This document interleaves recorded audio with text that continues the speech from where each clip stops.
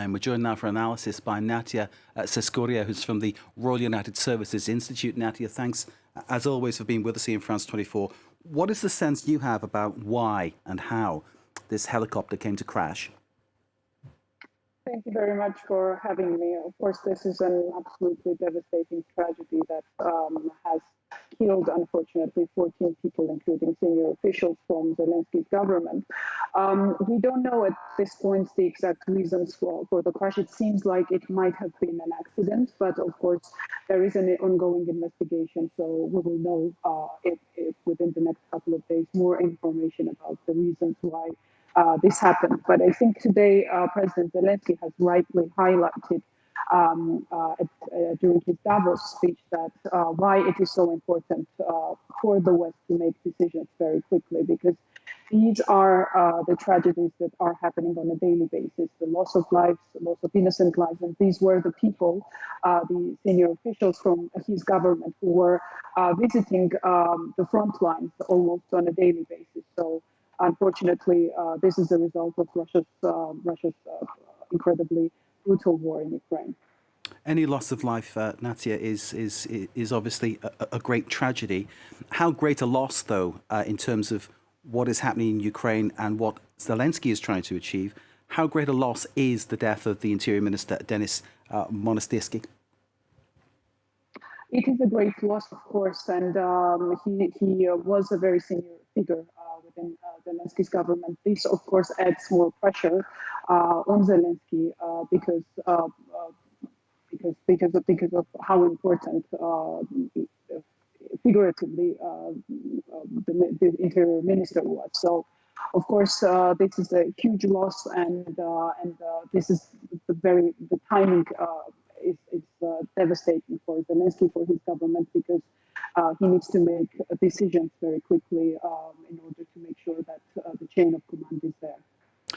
Natia, President Zelensky led that moment's silence in memory and in respect for those who were killed in the helicopter crash. He, of course, was speaking via video link from Kyiv to Davos. And at Davos, his message to the delegates there at the World Economic Forum is that tyranny is outpacing democracy.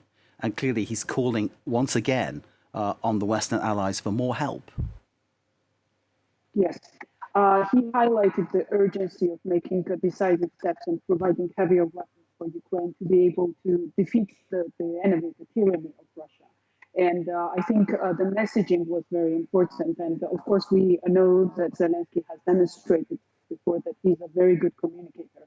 And he's able to use such platforms as Davos, where he can deliver key messages in a very honest, direct, and emotional way, and communicate with global leaders as well as the global audience. So I think today's speech was very important, and it contained a crucial message, because what Ukraine needs right now is decisive help when it comes to the supply of heavy military weapons, because as we know, there are high expectations that spring will be very heavy in terms of the expected Russian offensive.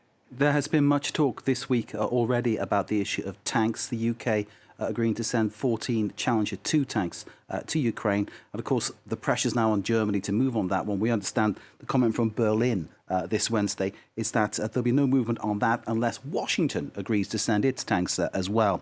So going forward now to Friday, to the big meeting of defence ministers at the Ramstein air base near Berlin, are you expecting any major developments there on the issue of whether Leopard tanks, the German-made ones, German-licensed ones, will be sent to Ukraine?